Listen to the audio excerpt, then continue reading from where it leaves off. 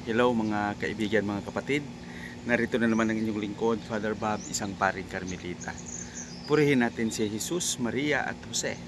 Kumusta naman kayong lahat at alam natin na marami tayong mga pinagkakaabalahan sa buhay.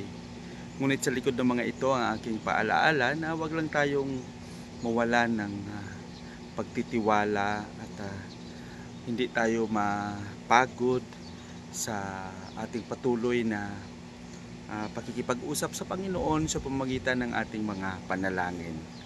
Ngayon ay nasa araw ng Huwebes na tayo at nasa ikatatlong araw sa buwan ng Hulyo 2025.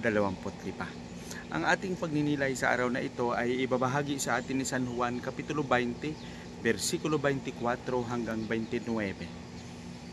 Dito sinasaad at ipinapakita sa ating ebanghelyo na nagkaroon ng malaking pag-aalinlangan ng isa sa mga alagad na si Jesus na walang iba kundi si Tomas.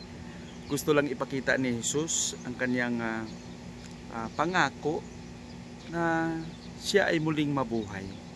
Ngunit si Tomas sa kanyang katayuan bilang tao ay talagang nangingibabaw yung makataong pakiramdam, yung makataong pananaw at makataong pagpapaalam at pagpapakita sa kanyang mga kasamahan na maniwala lang siya kung makita niya. At iyan yung isa sa mga pinaka-instinct natin ng mga tao, no? We will believe only if we can see what they are trying to say for us to believe, no? To see is to believe, something like that. Pero dito hinahamon tayo ni Jesus gaya ng sinabi niya, mas mapalad ang mga taong hindi nakakita ngunit naniwala. Sa buhay natin marami tayong mga pagsubok na naramdaman ngunit naging matatag tayo sa likod ng mga pagsubok na ito.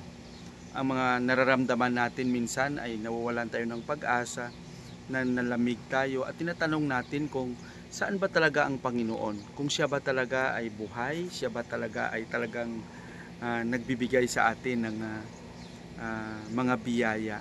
At sa mga katanungang ito, minsan dito nasusukat yung ating pagiging matatag sa ating pananampalataya.